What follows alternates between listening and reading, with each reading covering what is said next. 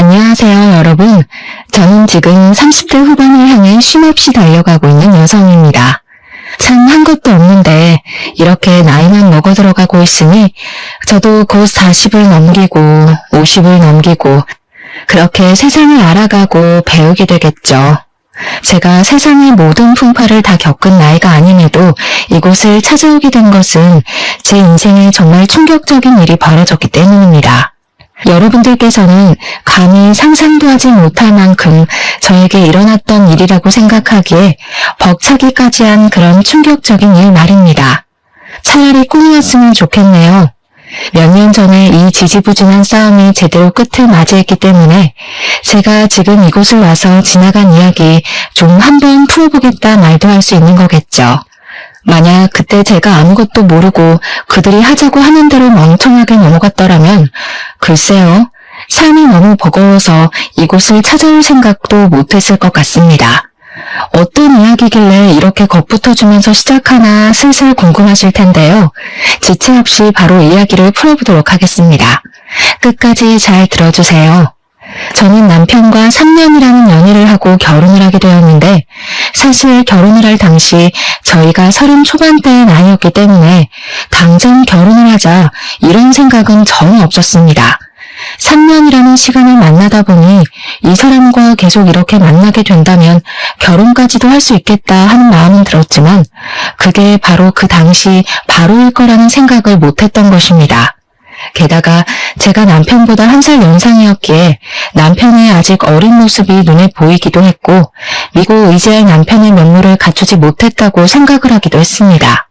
시간이 몇 년 더 흐르면 서로 성숙한 모습으로 결혼 생활을 이어갈 수 있지 않을까 하는 마음이 들었고 저는 그 시기를 기다리려고 했었는데 늘 인생은 제 마음처럼 되지 않죠. 남편이 어느 날 저에게 자기 주위에서 자꾸 이상한 일들이 벌어진다면서 불안해하는 모습을 보여주었습니다. 저는 영문을 몰라서 무슨 일이 생기냐고 했더니 집에 있을 때 자꾸 어딘가 다치는 일이 생긴다거나 아픈 일이 생긴다고 말을 하는 것이 아니겠습니까? 도대체 집에 있는데 왜 그런 일이 생기냐고 이해가 안 가서 물어보니까 평소와 다르게 자기가 밥을 해먹거나 뭘 하면 날카로운 주방 도구들이 거꾸로 꽂혀 있어서 다치는 경우가 생긴답니다. 그냥 남편이 부주의해서 그런 거라 생각했는데 잘 있던 선반이 무너져서 어깨를 다쳤을 때는 저도 의심이 들긴 했습니다. 거기다가 집에서 가끔 가족들이랑 밥을 먹으면 자기만 혼자 배탈이 나기도 한다고 영문 모를 일이 생겨 점집에 찾아갔다고 하더라고요. 그러니 점쟁이가 빨리 결혼을 하라고 했다면서 안 그러면 목숨까지 위험할 수 있다고 했다는 게 아니겠습니까? 남편은 저에게 이런 찝찝한 마음이 든 게 싫다며 빨리 결혼을 하고 싶다고 저를 졸랐고 저는 그런 남편을 보면서 어린 놈이 술을 쓴다고 생각했습니다. 하지만 남편은 날이 가면 갈수록 불안해했고 불안해하는 남편을 보면서 제 마음 또한 찝찝함을 견디지 못하게 되었습니다. 남편이나 저나 직장도 안정적으로 다니고 있었고 둘이 벌어먹고 사는데 문제가 전혀 없을 것 같다는 생각이 들어서 저는 남편의 성급한 프로포즈를 받아들이기로 결심을 했습니다. 전쟁이 별뜻 없는 말일 거라 치부하긴 했지만 선반이 무너져 내려서 어깨를 다친 걸 보고는 저도 남편과 언젠가 결혼을 할 생각이 있었어요.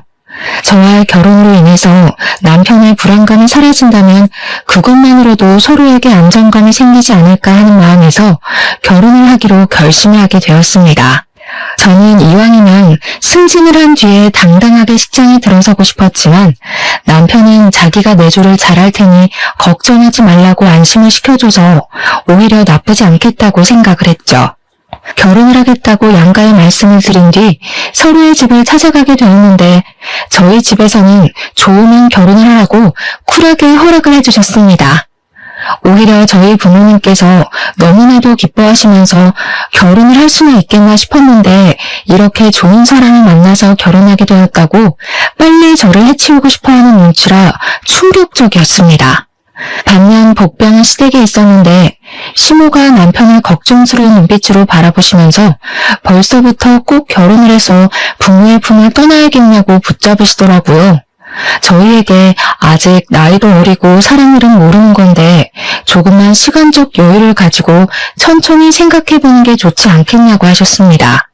하지만 남편도 똥꼬집을 부리는 사람이라 강력하게 지금 결혼하지 않으면 산재가 시작되고 어쩌고 저쩌고 하면서 시모를 설득하기 시작했습니다. 이야기를 쭉 듣던 시부가 먼저 결혼하라는 말을 하셨고 시모는 끝까지 탐탁지 않아 했지만 더 말리진 않으셨습니다. 하루는 제가 시모랑 결혼 전에 조금 친해져 두면 좋겠다 싶어서 데이트를 하자고 맛있는 밥도 먹고 풍경 좋은 카페에 가서 이야기도 나누자고 말씀을 드렸습니다. 저를 별로 좋지 않게 보셨던 것 같아서 거절을 하실까 걱정이 되긴 했지만 시모가 좋다고 만나서 이야기를 하자고 하시더라고요. 그래서 만났죠. 단박에 만나자고 하셨던 터라 분위기 좋게 밥 먹고 카페를 가고 할 줄 알았는데 시모가 약속 장소는 본인이 정하겠다고 하시더니 저를 이상한 다방 같은 곳으로 부르셨습니다. 저는 퀴퀴한 냄새가 잔뜩 배어있는 다방 분위기가 영 어색해서 몸둘 바를 모르고 있었는데 시모가 저에게 종이 한 장을 딱 던지는 게 아니겠습니까? 이게 뭔가 싶어서 종이에 빼곡히 적혀있는 글자를 읽고 있는데 혼인 서약서라고 적혀있더라고요. 어머님, 혼인 서약서가 뭐예요?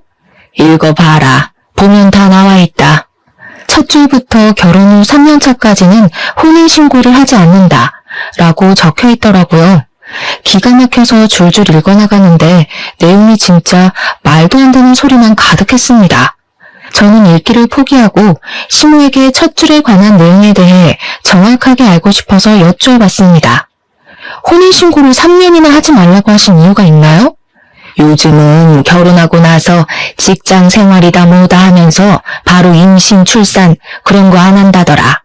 3년까지 생활을 해보고 안 맞으면 쿨하게 헤어질 줄 알아야지.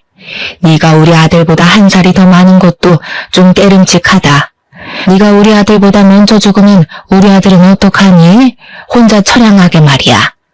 저는 솔직히 시모의 말에 너무나도 기가 막혀서 어떤 말을 해야 할지 머릿속이 새하얗게 변해버리는 느낌까지 받았습니다. 솔직히 좀 어질어질하더라고요. 인터넷에서만 보던 완전체 시어머니가 바로 이런 건가 싶고 제가 뭔 짓을 해도 평생 예쁨 받기는 글렀다는 생각까지 제 머릿속을 지배했습니다. 제가 건강관리에 소홀한 타입도 아니었고요. 매년 꼬박꼬박 검진도 받고 술이나 담배 같은 것도 전혀 하지 않는데 시모가 그런 식으로 말을 하니까 참 어떻게 이걸 설명을 해야 할지 아니 제가 설명을 한다고 시모가 과연 받아들여줄지 그냥 멘탈이 붕괴되는 느낌이었습니다.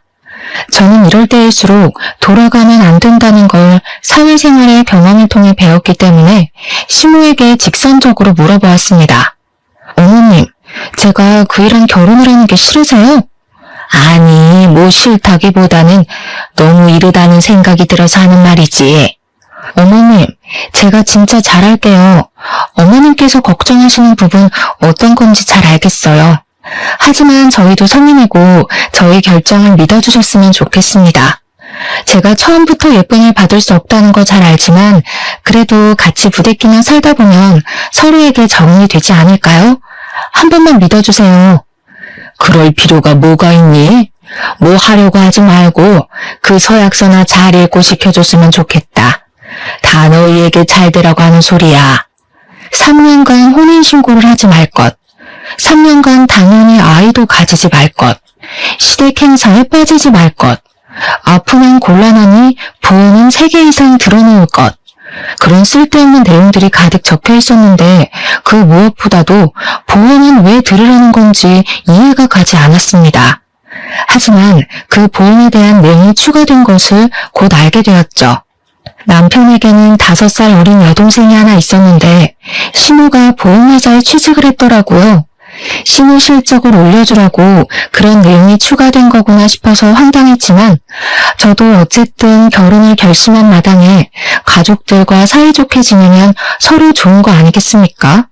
그래서 굳이 가입을 할 필요도 없는 보험을 시모에게 3개나 가입했습니다. 그것도 생명보험만 말입니다. 남편에게 보험 가입을 하고 이야기를 꺼냈더니 남편도 글쎄 시모가 들어준 보험이 5개나 있다고 하더라고요. 너무 과하다 싶긴 했지만 시모가 돈도 내준다고 하니 거절할 이유는 없었습니다. 남편은 심지어 그 보험이 매달 얼마씩 나가고 있는지도 모르고 그동안 치료를 받으면서 보험금 한 번 타본 적이 없다고 하더라고요.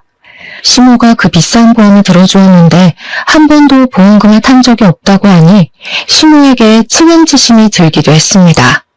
저는 남편과 이야기를 나누던 도중 시모가 저를 탐탁지 않아 한다는 것이 영 마음에 걸려서 슬며시 물꼬를 트고 어떻게 해야 예쁨을 받을 수 있을까에 대해 고민을 하기 시작했습니다.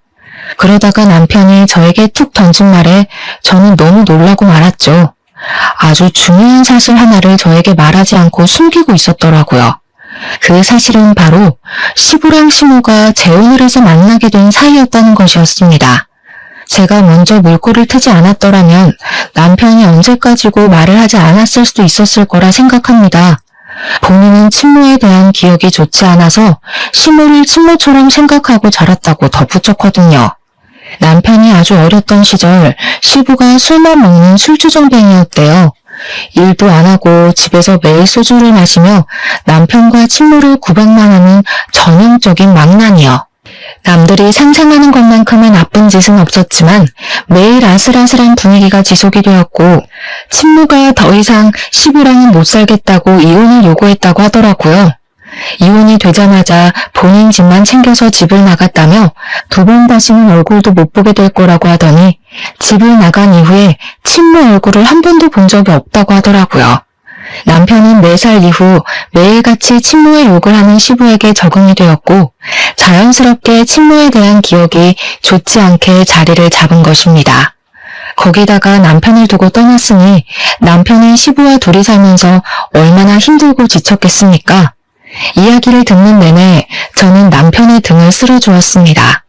하지만 예상만큼은 아니었다고 하더라고요.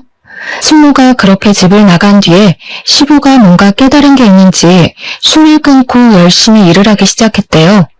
그리고 얼마 지나지 않아서 지금의 시모랑 재혼을 하게 되었고 여동생도 바로 낳게 되었다고 했습니다. 같이 살면서 하나의 가족이 되었다고 생각하고 지냈는데 남편이 크면서 시부와 시모가 친모에 대한 욕을 멈추진 않았다고 했습니다.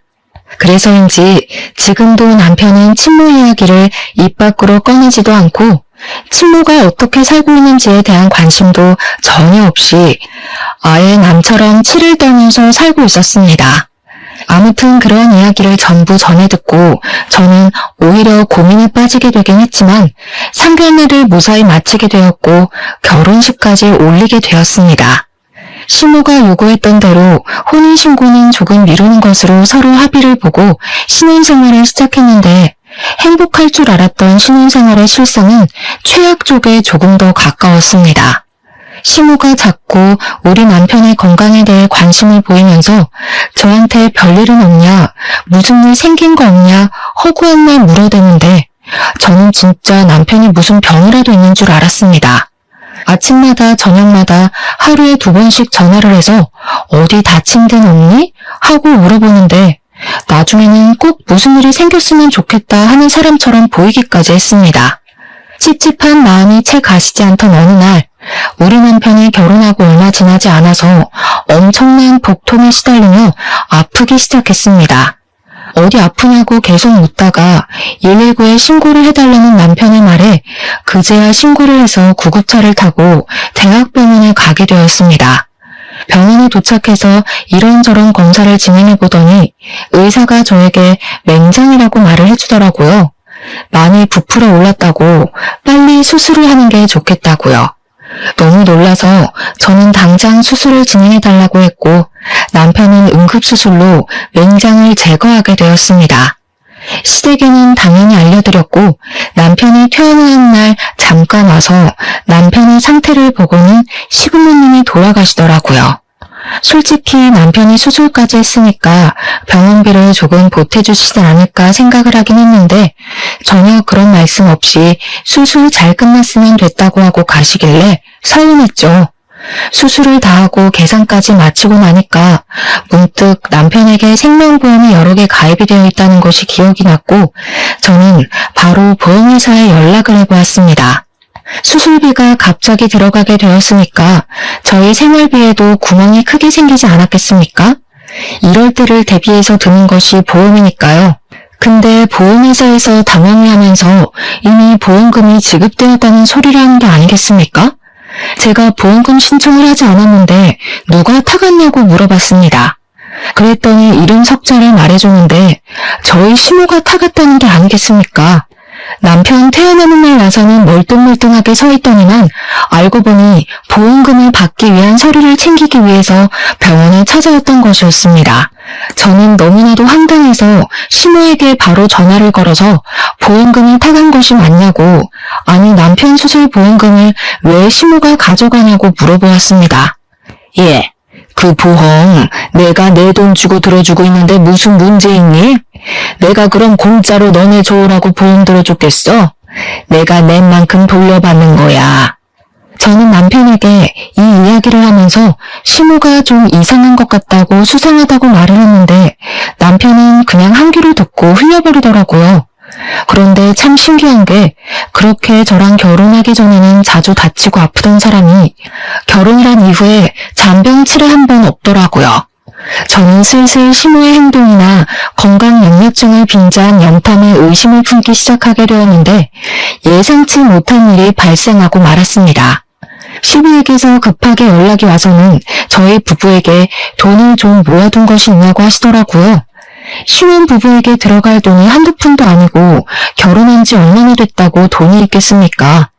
당연히 시부에게 돈이 없다, 돈이 얼마나 필요하시냐 했더니 갑자기 버럭하시면서 젊은 것들이 돈도 안 모아두고 뭘 했냐고 화를 내시는 겁니다.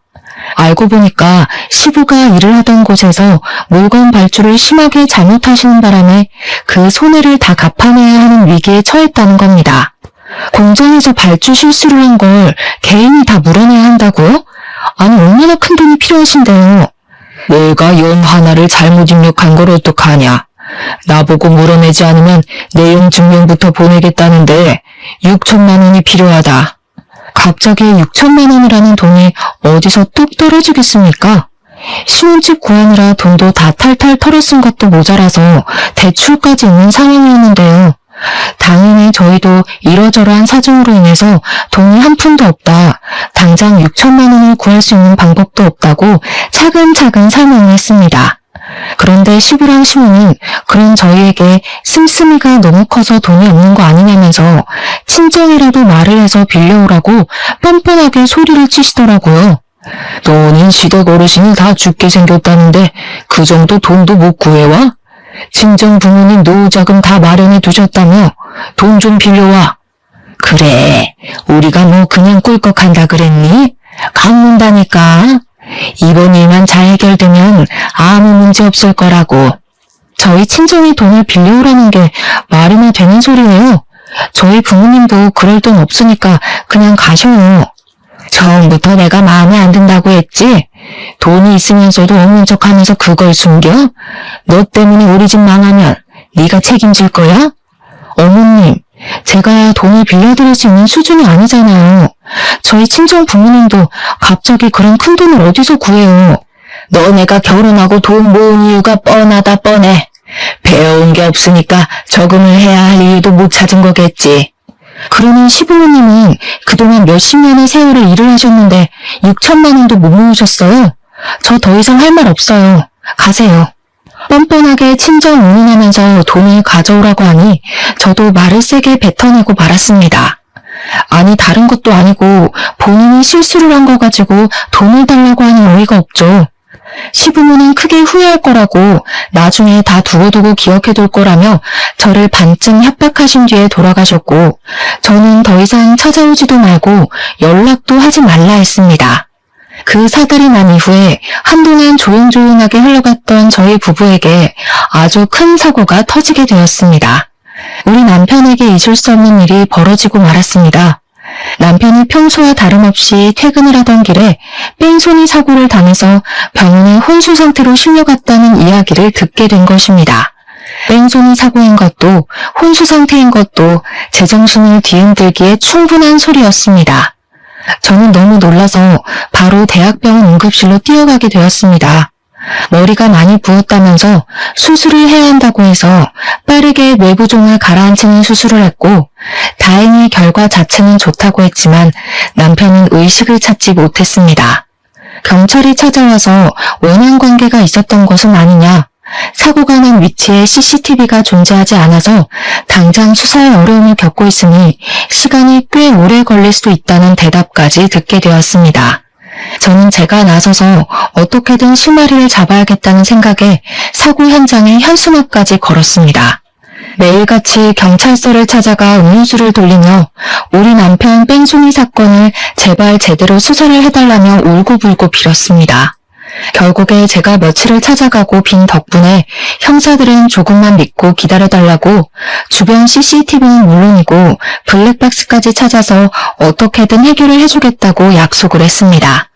하지만 제 바람과는 다르게 목격자를 찾는 현수막까지 걸었음에도 불구하고 아무런 목격자도 나타나지 않았고 수사는 그 상태 그대로 멈추게 되었습니다. 다행히 사건을 해결하는 의지가 보이는 형사님께서 담당 검사님과 함께 사건을 수사하기 시작했는데 의지는 불태웠지 진척이 따로 없는 상태로 시간이 흘렀습니다. 남편이라도 눈을 뜨면 너무나도 감사할 것 같았지만 남편은 정말 수술이 잘 되었고 부종도 가라앉아 신체 기능도 살아있다고 했지만 의식을 깨우지 못했습니다. 저는 눈을 감고 미동도 하지 않는 남편의 병수발을 들면서 한계에 부딪히게 되었습니다. 욕창이 생길까봐 하루에 한 번씩 남편을 물수건으로 닦아주어야 했고 남편이 자면서 목이라도 아플까봐 습도도 온도도 적절하게 맞춰야 했습니다. 물론 그만큼 병원비도 만만치 않았죠. 제일 걱정되는 것은 다름 아닌 돈이었습니다. 간병인이라도 두고 싶었지만 그럴 돈이 없었습니다. 남편이 사고로 인해서 휴직에 들어갔기 때문에 제가 혼자 벌어서 병원비와 간병비를 해결해야 했기 때문에 어쩔 수 없이 간병인을 두지 못했습니다. 제가 일이 늦게 끝나는 날이 되거나 물론 회사의 배려로 최대한 줄여나가긴 했지만 출장이라도 가야 하는 스케줄이 잡히면 시모에게 간병을 부탁드렸었습니다.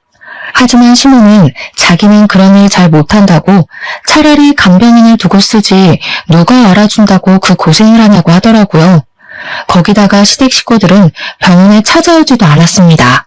어쩌다가 가끔 남편의 상태가 궁금해서 찾아오더라도 자고 있는 남편의 얼굴만 쓱 보고 사라지더라고요. 위급한 상황이 오거든 그때 연락해라. 어차피 저리 자다가도 깨어날 수도 있는 게 혼수 상태라고 하던데. 시부도 그렇고 시모도 그렇고 아무리 자기 배로 낳은 자식이 아니라고 하지만 그래도 그 어린 시절에 만나서 자식처럼 키운 아들인데 어찌 저리 매정할 수 있는지 말입니다. 남편에게 진짜 가족은 저밖에 없다는 생각밖에 들지 않았고 범인을 찾는 것에 대해 관심이 하나도 없는 시부모와 시누를 보면서 진짜 저게 가족인가 싶어서 너무 힘들었습니다. 시댁에서라도 진심으로 저를 위로해 주었다면 제가 과연 이런 생각을 하게 되었을까요? 정말 해도 너무한다는 생각밖에 들지 않았습니다. 저는 병원과 경찰서를 찾아다니면서 쉬지 않고 남편 병간호를 하고 또 사건에 대해 제대로 알아보기 위해서 밤이고 낮이고 비바람이 몰아쳐도 쉬지 않고 뛰어다녔습니다. 유일하게 저만이 남편을 신경 쓰고 있었기 때문에 제가 여기서 포기를 하면 우리 남편의 곁을 지켜줄 사람이 아무도 없다고 생각했기 때문이었습니다.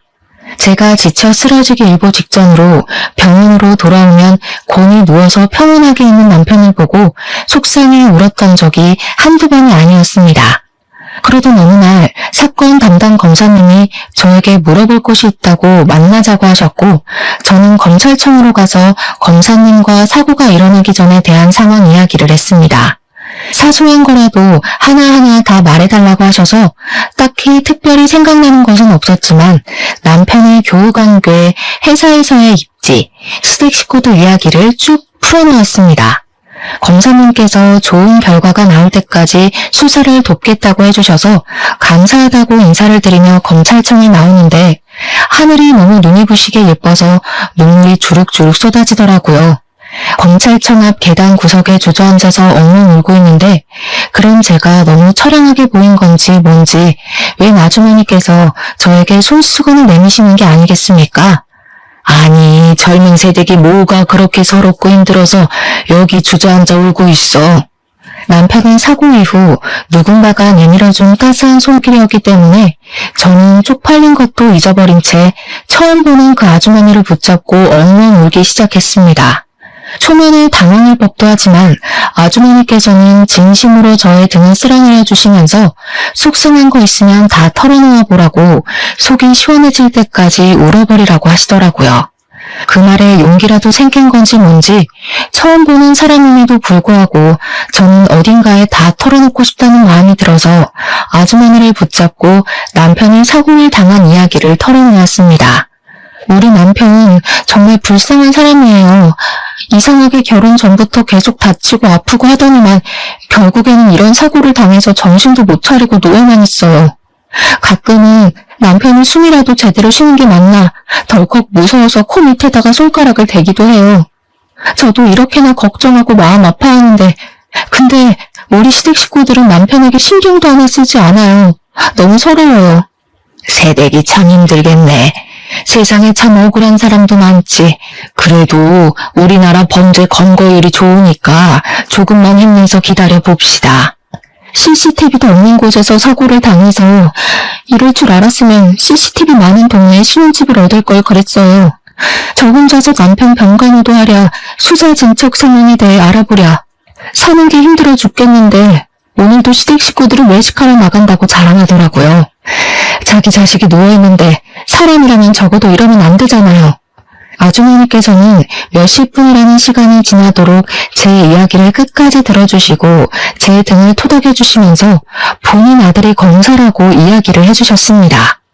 저에게 모르는 부분이 있으면 물어봐서라도 알려주겠다고 힘내라는 말을 전해주시면서 아드님 이름을 말해주셨는데 저희 남편 사건 담당 검사님인 게 아니겠습니까? 세상에 인연이 닿으려고 하니 이렇게 닿게 된다면서 저에게 전화번호를 알려달라고 하셨고 저희는 서로 연락처를 교환하고 자주 연락을 하기 시작했습니다. 정말 성품이 어찌나 좋은 분이시던지 제가 힘든 와중에도 의지할 수 있는 안식처 같은 것이 되어주셔서 저는 아주머니와 참 많은 시간을 보내게 되었습니다. 그렇게 남편이 혼수 상태로 지낸 지도 몇 개월이라는 시간이 훌쩍 지났고 갑자기 병원에서 연락이 와서 달려가니 의사 선생님께서 좋은 징조가 보인다고 하셨습니다. 간혹 가다가 쇼크로 인해서 안 좋은 결과가 나오는 경우도 있지만 생체 반응이 일어났다면서 저에게 조만간 깨어날 수도 있을 것 같다고 희망을 주셨습니다. 새로운 약으로 바꿔보는 게 좋을 것 같다는 말에 저는 제발 어떻게 해서든지 우리 남편 눈만 뜨게 해달라고 빌었습니다.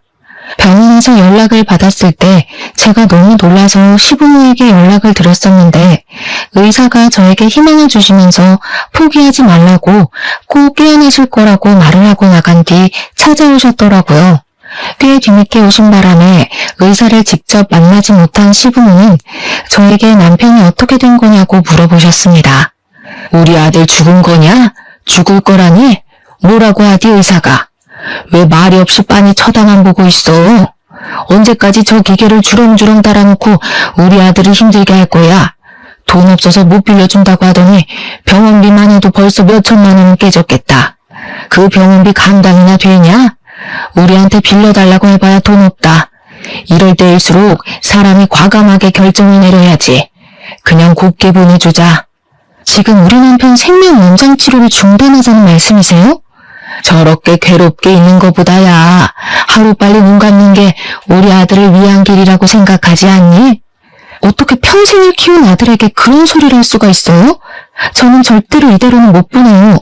저 법인 꼭 잡아서 우리 남편 앞에 데려다 놓을 거예요. 뭐 좀 나온 게 있다고 하더나? CCTV도 없고 목격자도 없고 뭐 아무런 친척이 없다고 하던데. 제가 백방으로 노력하고 있으니까 어떻게든 찾아낼 겁니다. 그러니까 저한테 남편을 보내주자는 둥 그런 이야기 하지 마세요.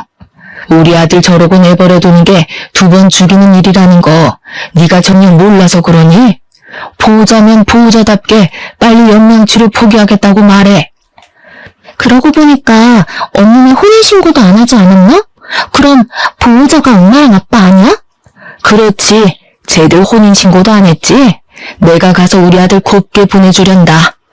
그 말이 끝나기 무섭게 뒤를 돌아서는 시모의 머리채를 잡아뜯었습니다. 시모가 악소리를 내고 뒤로 자빠지는데 제가 머리채를 잡고 끌어올려 시모의 뺨을 세차게 때렸습니다.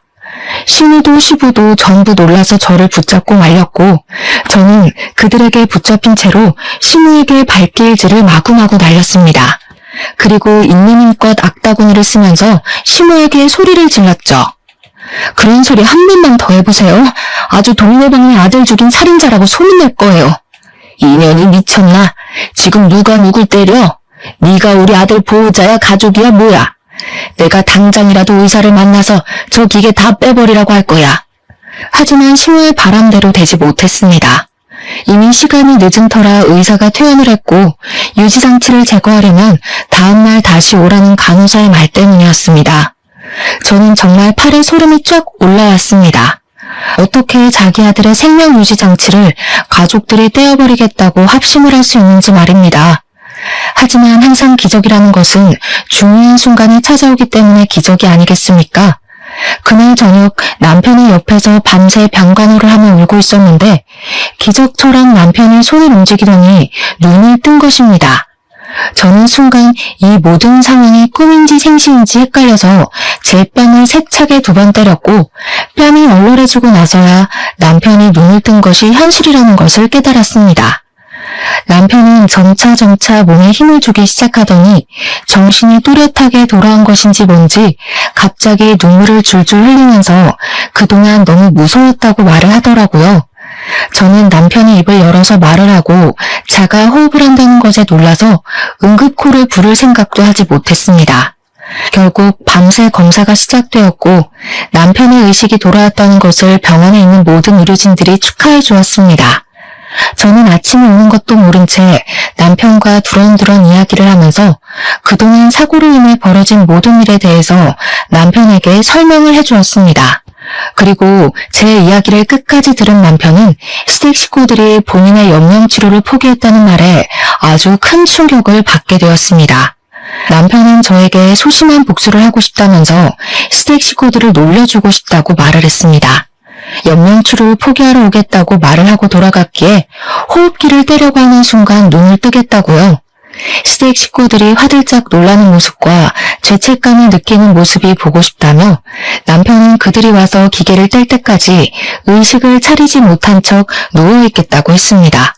저도 시댁 식구들이 남편을 포기할 때 남편이 정신을 차린다면 꽤 통쾌한 복수가 될 것 같아서 찬성을 했습니다. 시댁 식구들은 남편이 깨어난 것을 꿈에도 모른 채 병원에 찾아와서 연명치료를 포기하겠다고 했고 의사는 아무것도 모르는 척 마지막 인사를 하라고 했습니다.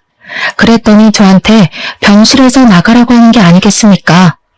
너는 가족도 뭣도 아니니까 병실 밖으로 나가 있어라. 마지막 임종은 가족들끼리 보내고 싶구나. 저는 졸지에 병실에서 쫓겨나게 되었고 시댁 식구들만 마지막 인사를 하게 되었는데 그 순간 시모가 깨악하는 소리를 냈고 저는 웃으면서 병실에 들어갔습니다. 그런데 남편이 엄청나게 씩씩거리면서 화를 내고 있는 게 아니겠습니까? 아직 몸이 온전치 않은데 벌떡 앉아서 소리를 지르고 난리가 난 것입니다. 이게 다 무슨 일인가 눈치를 살피고 있던 그때 검사가 병실에 들이닥치더니 체포영장을 보여주면서 시부, 시모 그리고 시누에게까지 수갑을 채우는 게 아니겠습니까? 저는 너무 놀라서 이게 다 무슨 상황인가 어리둥절해하고 있었습니다. 그런데 그 뒤에 얼굴이 사색이 된 아주머니까지 같이 따라 들어오시더니 제 손을 잡고 제 걱정이 너무 되었다고 하시는 게 아니겠습니까? 수갑을 차고 있던 시부, 시모 그리고 제 손을 잡은 아주머니의 시선이 한데 모이더니 갑자기 세 사람 모두 얼굴이 시퍼렇게 질리는 것입니다. 당신이 여기 왜 있어? 설마... 아주머니는 시부와 시모를 보며 벌벌 떨면서 이야기를 했고 저는 머리가 어질어질했습니다. 도무지 이 상황이 이해가 가질 않았기 때문이었죠. 세 사람은 서로 아는 듯이 네가 여기에 왜 있냐 따위의 말을 주고받고 있었습니다. 그 순간 남편이 씩씩거리면서 삿대질을 하며 열불을 토해냈습니다. 나를 죽이려고 했던 게 다른 사람도 아닌 우리 부모, 그리고 내 여동생이었어? 내가 지금 여기 누워서 다 들었다고. 이놈이 아직 정신이 온전치 못한가? 무슨 그런 무서운 소리를 하고 있어? 저 정신 정말 멀쩡하거든요? 진짜 소름이다, 소름이야. 어떻게 부모가 자식을 죽이고 보험금을 갈취하려고. 방금 전에 들어와서 내 호흡기 떼면서 다 털어놨잖아. 나 죽이려고 뺑소니 친 사실을. 잡히면 어떡하나 걱정했는데 화장해버리면 끝 아니냐고 했잖아. 내 사망보험금으로 급한 불 끄고 여행이나 가자고 하면서 신나게 떠든 거 내 귀로 똑똑히 들었다고. 저는 경악을 금치 못하고 있었는데 그 순간 검사가 끼어들어서 말을 이어갔습니다. 그 앞을 때마침 지나갔던 택시기사의 목격 진술이 있었고 블랙박스를 통해서 뺑소니 차량을 검거하게 되었습니다. 차량 번호 샘땡땡땡, 차 주인이 당신인 것도 다 확인했고요. 그 차 범퍼에서 아주 소량의 혈흔까지 발견했습니다. 우리 신집 앞 한적한 골목에 CCTV가 없다는 것을 이미 알고 저지른 시댁 식구들의 뺑소니 사건이었던 것이었습니다. 저는 소름이 돋아서 온몸을 떨었고 아주머니께서는 옆에서 엉엉 우시면서 가슴을 치셨습니다. 이 정신 나간 사람들아, 어떻게 우리 아들을 죽이려고 그깟 돈 때문에. 저는 다시 한번 경악을 할 수밖에 없었습니다. 알고 보니 아주머니가 우리 남편의 친모였던 것이었습니다. 아주머니도 꿈에도 모르고 있다가 병실에서 시부와 시모의 얼굴을 보고 피해를 당한 게 본인 아들이었다는 것을 알게 된 것이었습니다. 너네가 바람 피우는 거 다 알면서도 눈 감아줬다. 우리 아들 때문에. 그러다가 저 여자애를 임신하는 바람에 내가 포기하고 이혼해줬지. 근데 내 아들 얼굴 한번 못 보게 해놓고 잘 키우겠다고 신경도 쓰지 말라고 무일푼으로 나를 쫓아내더니 감히 우리 아들을 죽이려고 해? 네가 사람이야? 알고 보니 친모가 이혼을 하자고 도망갔다고 했던 사실은 전부 거짓말이었던 것이었습니다. 시모랑 시부가 오랜 시간 불륜관계를 지속해왔고 뱃속에 남편의 여동생, 즉 시모가 생겨서 친모를 쫓아내고 재혼을 하게 된 것이었습니다. 친모는 아들만 데려가게 해달라고 빌고 또 빌었는데 시부가 절대로 안 된다고 얼굴 볼 생각도 하지 말라고 하며 이사도 가버리고 연락도 끊어버린 것이었습니다. 친모는 남편에 대한 미련을 버리지 못하고 몇 년을 찾아다녔지만 꽁꽁 숨어버린 시부 탓에 찾지를 못했다고 하더라고요. 결국에는 돈이 없어서 남의 집 가정부로 들어가게 되었는데 그게 지금 검사님의 집이었던 곳이었고 그곳에서 새로운 가정을 꾸리게 된 것이었습니다. 친모는 본인 분을 이기지 못하고 수갑을 차고 있는 시부와 시모의 뺨을 연달아 치면서 욕을 뱉었습니다. 만약 주변에서 말리지 않았다면 정말 얼굴에서 쌍코피가 터졌을지도 모른다는 생각이 들 정도로 세게 말입니다. 제가 상황을 전부 다 파악하기도 전에 시댁 식구 셋은 긴급 체포가 되어서 바로 유치장으로 수감이 되게 되었습니다. 참고인 조사차 방문을 해서 진술을 하고 있는데 시댁 식구들이 저에게 오해라고 하면서 보험금을 노리고 한 짓이 아니라는 사실을 증언해달라고 무릎을 꿇고 빌더라고요. 저에게 돈까지 주겠다고 하는데 병원비 보태줄 돈도 없다고 소리칠 땐 언제고 이제 와서 없던 돈이 생긴단 말입니까? 우리가 다 늙어서 감옥에서 어떻게 살겠나? 한 번만 용서해주면 두 번 다시는 너희들 앞에 나타나지 않겠다.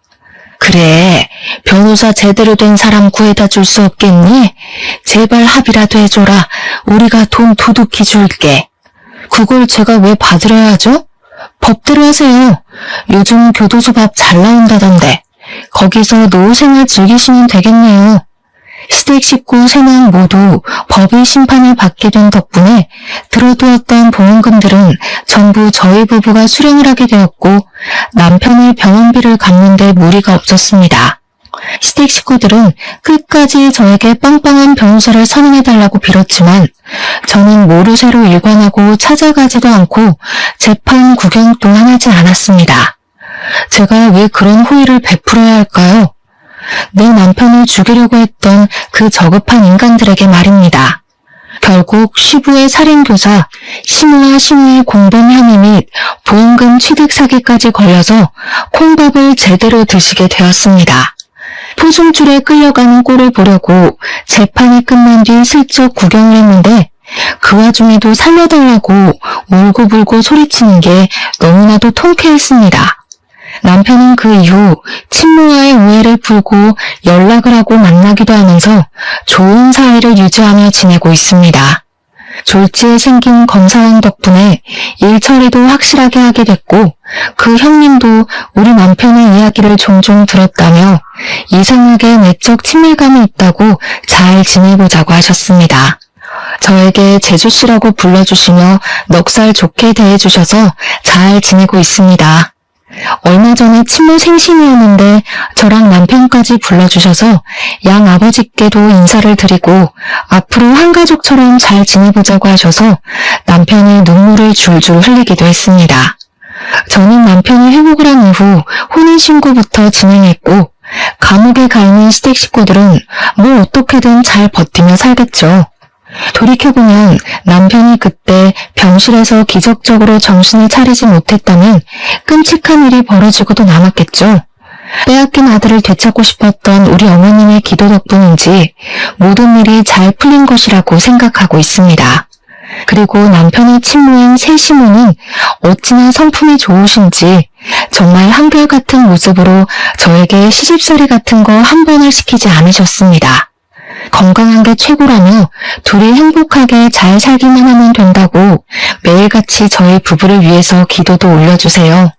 저는 뒤늦게 만난 새로운 가족에게 잘 보이고 싶어서 남편이 말하기도 전에 매주 시댁에 들러 시간을 보내고 있습니다.